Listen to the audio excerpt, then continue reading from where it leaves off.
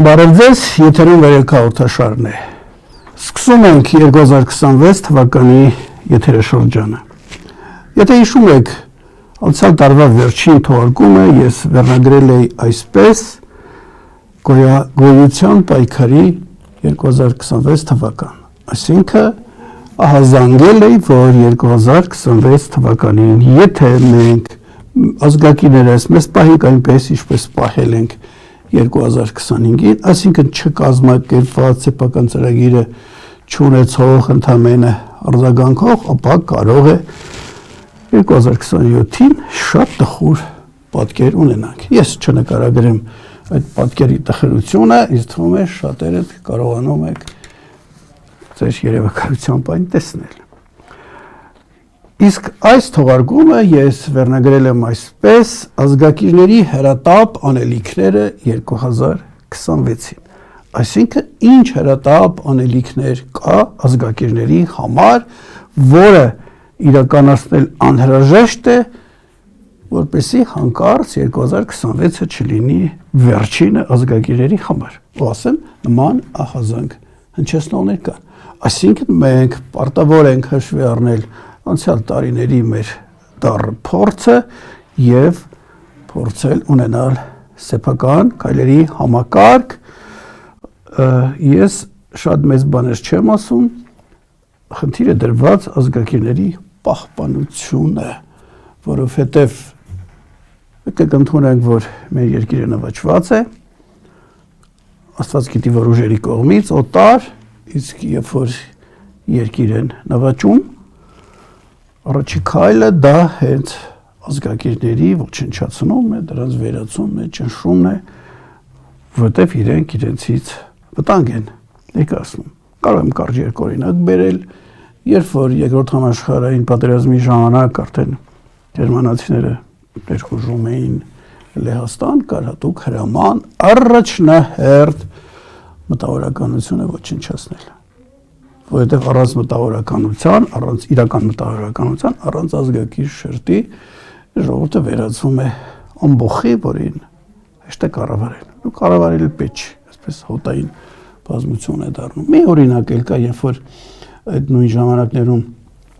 ճապոնացիները գրավել էին Չինաստանը, բավական մարդկանց, այսպես ասած, ստարկացրել, ուրեմն կա նկարագրություն, երբ որ ասենք բարակներից այս չինացիներին տանում են ծանր աշխատանքի, ճապոնացի զինվորները, ճանապարհին հատուկ այսպես իրենց այդ ճանապարհին քարեր են գցում մեծ եւ ուշադիր հետևում են։ Նրանք, ովքեր որ մյուս ճապոնացի չինացիներին ասում են, ինչ եք այսպես քարերի վրայով թռչկոտելով գնում նահանջակը, քարերը ճանապարհից դուրս կնենք։ Եւ նրանք, ովքեր որ նախաձեռնող են, կազմակերպող են, հենց այդ գիշեր սպանում են։ Ու այդպես հաջորդաբար միջև որ ասենք լինում է այն ինչ որ ուզում էին որ լինի։ Այսինքն մենք հիմա ունենք ազգակիրների պահպանության գերնպատակ։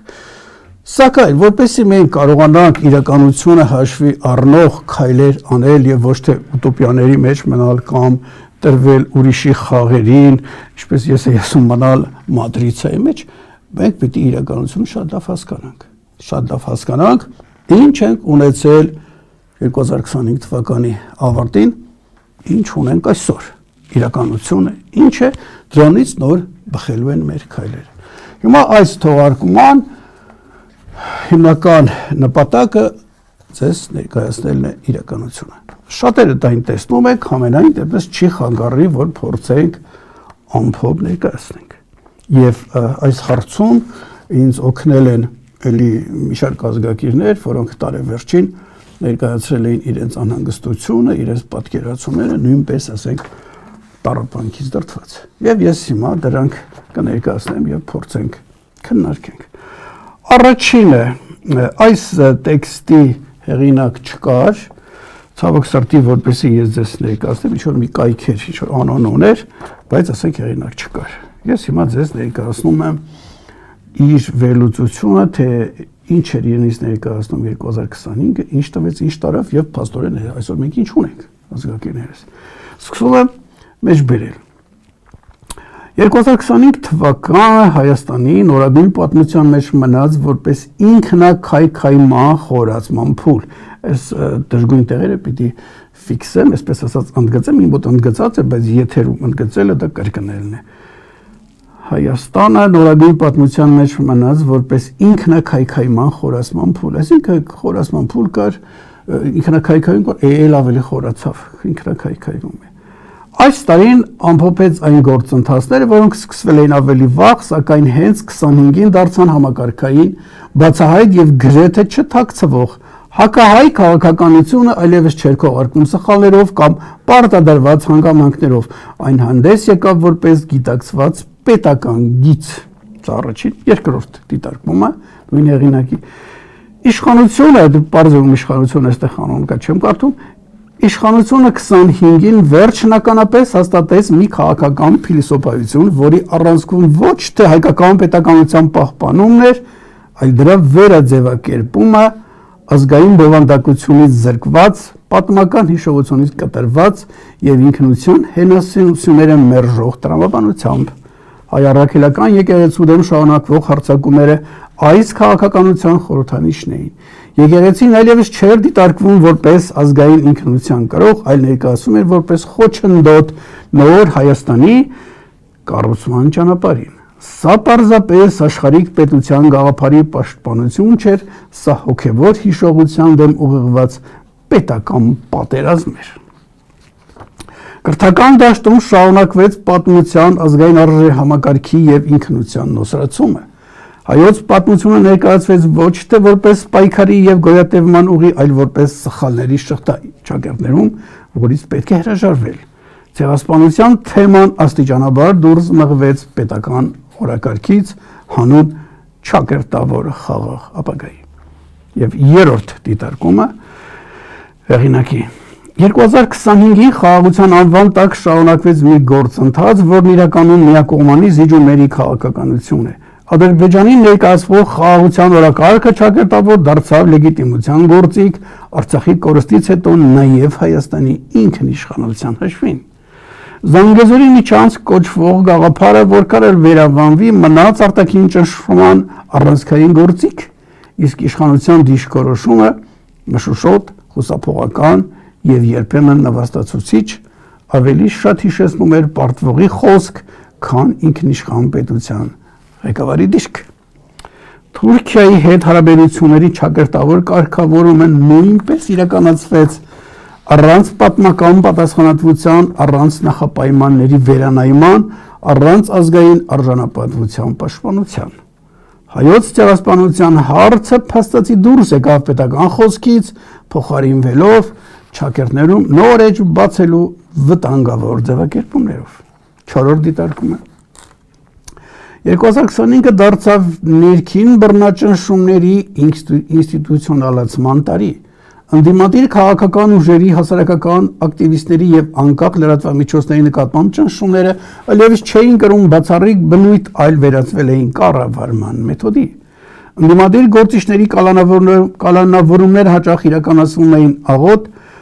անհիմն կամ ակնհայտ շինծու մեղադրանքներով։ Քրեական գործերը ծառայեցին ոչ թե արդարադատությանը, այլ քաղաքական հաշվեհարդարին։ Դատարանները գործեցին որպես իշխանական կամքի շարունակություն, իսկ կալանքը որպես լռեցման միջոց։ Լրագրողները ենթարկվեցին հետապնդումների, վարչական տուգանքների, վարկաբեկման արշավների։ Խոսքի ազատությունը վերածվեց ձևական իրավունքի, որը գործում էր միայն իշխանության համար հարմար սահմաններում։ 5-րդ դիտարկումը Սակայն 2025-ի ամենամութ էջերից մեկը քաղբանտարկյալների թեման էր։ Հայաստանում փաստացի ձևավորվեց քաղաքական բանտարկյալների շերտ, մարդիկ, ովքեր ազատագրվել էին ոչ թե հանցագործության, այլ դիրքորոշման, խոսքի եւ ընդդիմադիր գործունեության համար։ Քաղբանտարկյալները դարձան վախի քաղաքականության կենթանի ապացույցը։ Նրանց միջոցով իշխանությունը հստակ ուղերձ հասարակությանը։ Ճակերտներում ընդդիմությունը պատժվելու է։ Այս մարդիկ պահվում էին կալանքի տակ, հաճախ խախտված ընթացակարգերով, երկարաձգվող նախաքննություններով, առողջական խնդիրների անտեսմամբ։ Քաղբանտարկյալների գոյությունը մերկացնում է ցանկացած իշխանության իրական բնույթը։ Այն պահից, երբ պետությունը բանտարկում է քաղաքական դիրքորոշման համար, խոսել ժողովրդավարության, իրավունքի եւ ազատությունների մասին դառնում է կեղծավորություն։ Ավելի վտանգավորը այն է, որ իշխանական քարոզչությունը փորձեց արդարացնել այս երևույթները, նրանց ներկայացնելով որպես ճակերտներում մեզ բոլորը պետական վտանգ, ծայրահեղական կամ արտաքին ուժերի գործակալ։ Սա դասական ավտորիտար մեխանիզմ է զոհին մեղավոր դարձնելու միջոցով։ 6-րդ դիտարկում։ Սակայն 2025-ի ողբերգությունը միայն իշխանության մեջ չէր։ Ավելի խորն էր ժողովրդի լռությունը։ Լռություն ծնված վախից, հոգնածությունից եւ անարդյունք պայքարի զգացումից։ Քաղբանտարկյալների առկայությունը հասարակության համար պետք է դառնար ազդակ, բայց հաճախ դարձավ սովորական լուր։ Երբ բանտարկված քաղաքական ընդդիմախոսը դադարում է զայրացնել, պետությունը արդեն կիսով չափ կործանված է։ Ես կասեի առնվազն կիսով չափ կործանված է, ու սա փաստ է, որ պետք է ընդունենք։ Եվ վերջին 7-րդ դիտարկումը 2025-ը ցույց տվեց, թե ինչ է տեղի ունենում, երբ արտաքին զիջումները զուգորդվում են ներքին բռնաճնշումներով, իսկ հասարակությունը կորցնում է դիմադրության կամքը։ Սա ավտորիտարացման եւ ազգային ինքնալուծարման վտանգավոր համադրություն է։ Իմ մոտ ընդգծված է, նորից եմ կարդում, սա ավտորիտարացման եւ ազգային ինքնալուծարման վտանգավոր համադրություն, այսինքն ազգային ինքնալուծարում է գնում։ Ահազանգ, որ ես ձեզ հնչեցնում եմ ամիսներ շարունակ եւ այսօր էլ հնչեցնում եմ։ Ազգային ինքնալուծարում նշանակում է ազգարող տեսակի քայքայում տրոխում, որի դեմը դիմակայելու համար ես ձեզ հրավիրում եմ, որ խոքումներ ունենան, խորհումներ ունենան։ Եվ այս հեղինակը եզրակացնում է 2025-ը պատմության մեջ կմնա որպես տարի, երբ իշխանությունը բացահայտ հակադրվեց ազգային հիմքերին, ճնշեց ընդդիմությունը, լռեցրեց լրատվամիջոցներին, ստեղծեց քաղբանտարկյալներ եւ վախի մթնոլորտ, իսկ հասարակությունը մեծամասամբ չարձագանքեց։ Բայց պատմությունը դեռ ավարտված չէ։ Քաղբանտարկյալների ազատությունը, խոսքի ազատության վերականգնումը եւ ազգային ինքնության պաշտպանությունը նույն պայքարի տարբեր ճակատներ են։ Եթե մեկը պարտվի, կպարտվեն բոլորը, իվերք հետո աղետ կլինի։ Սա ասացի մի հեղինակի անհանգստություններն էր, որի տակ ես էլ եմ ստորագրում, ձեզանից շատերն էլ գուցե էլի ավելացնելու բան ունենաք, իսկ ավելացնելու հարցում մեզ օգնում է մեկ այլ ազգակիր, ինքը ես իրենից էլ եմ վերցրել որոշ դրվագներ, կրկնություններ կար, կրկնությունները հանել եմ, այստեղ թողել եմ ավելի շատ սոցիալ հոգևոր ոլորտի կորուստներ, ինքը ինչ է ասում։ Այս տարին կրկին կորուստներով էր առատ 25-ը։ Կասկադը կորցրեցինք դեռևս փաստաթղթերի մակարդակով, բայց բան չմնաց։ Կորցրեցինք ամուսարը, շուտով ջերմուկն էլ անպիտան կդառնա։ Երևանում տասնյակ առողջ ու հաստաբուն ծառեր կորցրեցինք, շնչելու օդ, առողջ ապրելու իրավունք կորցրեցինք։ Կորցրեցինք այն թափի ասեղնագործությունը թուրքականացման տեսքով։ Կորցրեցինք շողակաթ հեռուստաընկերությունը։ Մայր Հայաստան թանգարանը լուծարվեց։ Պետական ամենաբարձր ատյաններում ամենացածրաբարո երաժշտությունը շարունակվում է պրոպագանդվել։ Իսկ Երևանում շուտով 5:30, 1:50 հարկանի շենքեր կկառուցվեն, ինչի հաշվին խցանումները կդառնան անմարդկային, կոյուղին իր պարունակությունը կլեցնի փողոց, էլեկտրաէներգիան, գազն ու ջուրը չեն բավարարի երևանցիներին։ Կորցրեցին Երևանում մետրոյի նոր կայարան ունենալու հերթական հույսը ու լիքը բան, բժվերման ավարտ։ Սա էլ դեռ ամփոփը չէ, հարգելիներս, իրականությունը էլ ավելի տխուր է։ Իրականությունը ինչքան էլ նկարագրեք, ինքը շատ ավելի տխուր է, քանի որ որևէ մեկը չի կարող բոլոր ասպարեզները տեսնել։ Եվ որպեսզի օգնած լինեմ ձեզ, որ հնարավորին չափ շատ ասպարեզներից տեղեկություն ունենաք, եւս մեկ դիտարկում, մեկ այլ անհանգիստ անձի կողմից տնտեսական տեսանկյունից տեսնենք այս առումով ինչ ունենք այսօր։ Եվ հա մեջ բերում եմ բավականացավալուն է, ես հուսով եմ, որ ազգակիրները կունենան անհրաժեշտ համբերություն ըմբռնելու եւ գործելու եւ հետագայում էլ կունենան մարաթոնյան օգեկերտված, որպեսզի երկար ժամանակի համար ծրագիր կազմենք եւ սկսենք իրականացնել։ Ով չունի այդ մարաթոնյան օգեկերտվածքը, ինքը պարզ է հետ կմնա ընթացքից։ Եվ այսպես մեջ բերում եմ Ավարտվեց հերթական տնտեսական տարին։ Չնայած արտաքուստ թվացող բարձր աճերին, այն դարձյալ ոչինչ չտվեց երբեմնի ճակերտավոր հպարտ քաղաքացուն, ոչ աշխատավարձի, ոչ թոշակի եւ ոչ էլ նպաստի բարձրացում։ Ի տարբերություն իշխանության աթոռներին բազմած ԿՊԱ-ականների, նրանց հարազատ բարեկամների ու շրջապատի, որոնց կարողությունները տասնապատիկներով են ավելանում, ապագա կան կրկին չեկավ բազմահազար հասարակ քաղաքացիների համար։ Նրանք շարունակեցին նույնքան կամ ավելի վատ ապրել, քան ապրում էին նախորդ տարի, կշարունակեն ավելի վատ ապրել նաև հաջորդ տարի, քան ապրում էին այս տարի, քանի որ Հայաստանի կառավարիչները, որոնք իրենց միլիոններով են պարգևատրում, բյուջեում կրկին միջոցներ չգտան այս մարդկանց կյանքը, եթե ոչ բարելավելու, ապա գոնե չվատացնելու համար։ Զավեշտը այն է, որ այս ամենը տեղի է ունենում վիճակագրական ու տնտեսական աճերի պայմաններում։ Տնտեսական աճ այս տարի էլ կփակվի ոչ պակաս բարձր ցուցանիշներով, բայց տնտեսությունը կշարունակի մնալ նույնքան կամ ավելի խոցելի, քան կար։ 2025-ին էլ տնտեսական աճի հիմնական խթանները երկուսն են՝ շինարարությունն ու ծառայությունները։ Չնայած այն բանին, որ Երևանում դադարել է գործել եկամտային հարկի վերադարձի ծրագիրը, այնուհանդերձ բնակարանային շինարարությունը նախորդ շրջանի իներցիայով դեռ շարունակում է աճել։ Ծառայությունների դեպքում էլ մեծ է հատկապես բանկային համակարգի ազդեցությունը, ավելանում են ֆինանսական միջնորդները, որոնք թվացյալ աճեր են ապահովում տնտեսության մեջ, բայց ոչ արդյունքներ տնտեսության ու քաղաքացիների համար։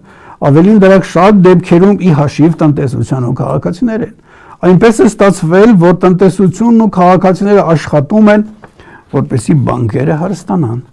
Այս իրավիճակը բերել է տնտեսության կառուցվածքի խեղճուրման։ Տնտեսության ոչ արտադրական հատվածի դերը գնալով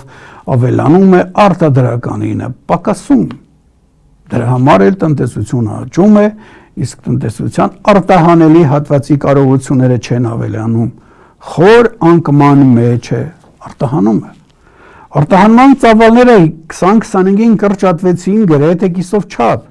Արտաքին գործոնները, որոնք դարձել էին նախորդ 1-2 տարիների համաշխարհային մակարդակի աճերի հիմքը, եւ հասկանում եք ինչ է, թույլացան ցույց տալով Հայաստանի տնտեսության թշվառությունը։ Կտրուկ կրճատվեց առևտուրը ինչպես Ռուսաստանի, այնպես էլ 1 տարի առաջ Հայաստանի արտահանման առաջատար դարձած Արաբական Միացյալ Էմիրությունների հետ։ Արտահանման դիվերսիֆիկացիայի վերաբերյալ Հայաստանի կառավարիչների անպագոր հայտարարությունները ցույց տվեցին իրենց դատարկությունը։ Նստած լինելով գերազանցապես վերարտահանումների վրա, եւ հասկանում եք սա ինչ է, դրանք նույնքան արագ փլուզվեցին, վերարտահանումները կրճատվեցին, իսկ Հայաստանը ինչ որ ապրանք են բերում, դուրս են բերում եւ այստեղ թվեր են ցույց տալի։ Վերարտահանումները կրճատվեցին, իսկ տնտեսության արտահանելի հատվածը չկարողացավ փոխարինել դրան։ Տասնյակ միլիոնավոր դոլարի բյուջետային միջոցներ տվեցին դեպի ԵՄ շուկաներ հայկական ապրանքների արտահանումը իբր խթանելու համար, բայց գրեթե տեղաշարժ չկա։ Արտահանման ծավալները Եվրամիություն ոչ մի կերպ չեն հասնում անգամ 9-10 տարի առաջվա մակարդակին, երբ ԵՄ դռները դեռ այնքան լայն չէին բացվել Հայաստանի իշխանությունների առաջ, հասկանում եք, հիմա իբր բացել են, ավելի քիչ է, քան ասենք 10 տարի առաջ, երբ որ բաց չէր։ Պատճառներից մեկն էլ այն է, որ Հայաստանի տնտեսությունը բան չունի առաջարկելու զարգացած երկրների սպառողներին, առաջարկածել հիմնականում հումքն է, հումքային ապրանքները։ Եվրոպական շուկաները չկարողացան նվաճել փոխարենը Հայաստանի շուկան բացեցին ադրբեջանական ապրանքների առաջ։ Խաղաղության հաստատման քողի տակ սկսել են ադրբեջանական բենզին բերել ու ֆինանսավորել թշնամու տնտեսությունը։ Հիմա էլ Ադրբեջանի հետ են որոշել միակողմանի առևտրով տնտեսություն զարգացնել։ Սեփական տնտեսությունը թողած ուրիշների տնտեսությունն են խթանում։ Ամբողջ տարվա ընթացքում արդյունաբերությունը գտնվեց անկման մեջ։ Տարեսկզբին անկումը երկնիշ էր, տարեվերջին որոշ չափով մեղմվեց, բայց ոչ իրական արտադրության ծավալների ավելացման արդյունքում։ Կրկին զգացնել տվեց ոսկու տենդը։ Տարեվերջին հիմնական մետաղների արտադրությունը վերստին սկսեց ռեկորդային աճել, գրանցել ներմուծվող ոսկի հայկականացման շնորհիվ, դրանք մարդիկ հասկանում են, բայց անգամ այդ պայմաններում արդյունաբերությունը չկարողացավ դուրս գալ անկումից, շարունակվեց մնալ անկումային։ Փլվեցին ոչ միայն արտաքին առևտրին նախորդ 1-2 տարիների բարձր աճերը, այլև էապես դանդաղեց ներքին առևտրի շրջանությունը, ցույց տալով հասարակության սոցիալական վիճակի բարելավման վերաբերյալ իշխանությունների հյուսած միֆերը։ Տարին առանձնահատուկ էր տնտեսության վրա կատարված աննախադեպ հարձակումներով ու մասնավոր սեփականության իրավունքի վրա չտեսնված բռնաճնշումներով։ Դրա անկյոնակարը դարձավ քաղաքական հաշվեհարդարի ճանապարհով երկրի ամենախոշոր ենթակառուցվածքներից մեկի խոշոր գործարար եւ բարերար Սամվել Կարապետյանին պատկանող հեծի բացահայտ բռնագրավումը, ինչը մեծագույն սպառնալիք է ստեղծել երկրի ներդրումային գրավչության համար։ Իսկ թե ինչ հետևանքներ ունեցավ, Երևանի թաղամասերը հերթով զգում են։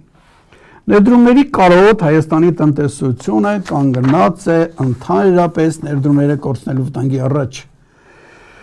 Եվ այս գործադերի ղեկավարի հիվանդագին երևակայությունը դարձել է չարիք տնտեսության եւ ոչ միայն տնտեսության համար։ Լրջագույն հարվածի տակ են դրվել պետական բյուջեն։ Միլիոնավոր դոլարներ են վճարում, որպեսզի պաշտպանեն իրենց անհավասարակշիռ ու արկածախնդիր որոշումը։ Դեռ չհաշված, որ հարյուրավոր միլիոնների, եթե ոչ միլիարդների վճարման ռիսկեր են ստեղծել երկրի համար։ Տնտեսությունը ճնշումների ու շանտաժի մեջ են պահում, բայց նույնիսկ այդ պայմաններում բյուջեի եկամուտները չեն կարողանում ապահովել։ 2025-ին էլ հարկային մուտքերի կատարողականը ռիսկի տակ է։ Ամենայն հավանականությամբ կրկին կթերակատարեն, այնպես ինչպես թերակատարեցին անցած տարի, երբ 200 միլիարդ դրամի ճեղք գոյացրեցին բյուջեում։ Այս բոլոր անհաջողությունների հետ ռեկորդային ծավալներով ավելացավ պետական պարտքը։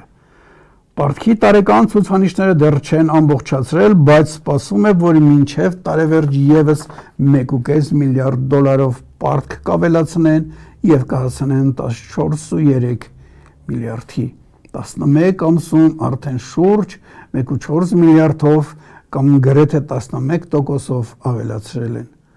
Պարտքը տնտեսությունից գրեթե կրկնակի արագ է աճում։ Եվ այս տնտեսական լուրջ հետազոտության հեղինակը ներկայանում է Հակոբ Քոչարյան ազգանունով։ Ուրեմն այս ամենի հետ, որ այս աղետալի վիճակը նկարագրվում է, սրա հետ մեկտեղ ոմանք արձագանքում են, ահազանգում են նաև Հայաստանի սողացող ադրբեջանականացման մասին։ Երևի հասկանում եք ինչ է դա 300-ը, 1000 են ասում, գուցե ավել, գուցե քիչ, այդքան ադրբեջանցի, որ եկավ, դուք փորձեք պատկերացնել, թե ինչ է լինելու այս նշածս վիճակի, որ գումարեք։ Դրան է գումարեք, որ նույնիսկ աշխարհահռչակ միջազգայնագետն են ահազանգում, որ Հայաստանին ներքաշելու են թուրքական աշխարհի մեջ։ Լինելու է դա, գուցե շատերը տարակուսում եք։ Ես մեջ բերեմ հետևյալը։ Էրդողանը վերջին ելույթում հայտարարել է, որ ոչ ոք չի կանգնեցնի նոր Թուրքիայի կառուցումը մեծ Թուրքիայի։ Ինչ ասել է նոր Թուրքիայի կառուցում։ Պատմությունն ունի հստակ օրինաչափություն, այն ազգերը, որոնք ունեն հավակնություններ եւ իդեալներ, վաղ թե ուշ դառնում են ավելի կենսունակ ժողովուրդների հզորացման պատվանդան։ Այս մեջբերումով ինքը մեղմ է արտահայտվել, ես կհիշեցնեմ Ստոլիպինի միտքը, Ռուսաստանի վարչապետն էր անցած տարի սկզբին, ինքը ասում էր այն ազգերը, որոնք ունեն իրենց իդեալը, գաղափարախոսությունը, դառնում են պարարտանյութ, կարող են գումախ այն ժողովուրդների համար, որոնք դրանք ունեն։ Մյուս կողմից ինչ կտա մեզ, պես Թուրքիան եւ զգա մեզ էլ այսպես քշեն մեջը։ Երկու օրինակ բերեմ Չեռնոգորիան, որտեղ ցույցեր են լինում, որտեղ թուրքերն ու ադրբեջանցիները իրենց պահում են, ինչպես 500 տարի առաջ են պահում իրենց նախնիները եւ ցույցեր են, որ հեռացրեք այդ մարդկանց մեր երկրից, Շվեյցարիայում ինչ որ տեղյակ եք տարեվերջին պայթյուն եղավ 40 հոգի կարծեմ մահացան, իշխանությունները երկար ժամանակ չէին ուզում ասեն ովքեր են արել, բայց ի վերջո ճնշման տակ ասեցին, որ դրանք ովքեր են։ իսլամական աշխարհի այսպես ծայրահեղականներ, սա այն երկրներում, որ չեն գրավել։ Իսկ եթե մեզ մտցնում են այդ աշխարհը, դուք ինչ եք կարծում։ Ինչ է լինելու։ Ընդհանրապես կթողնեն, որ մենք ապրենք այստեղ։ Ես հնարավորինս փորձեցի դες իրականությունը ներկայացնել, ասացի, որ ինքը ավելի ժանտ է, քան կա, դրան է գումարեք, որ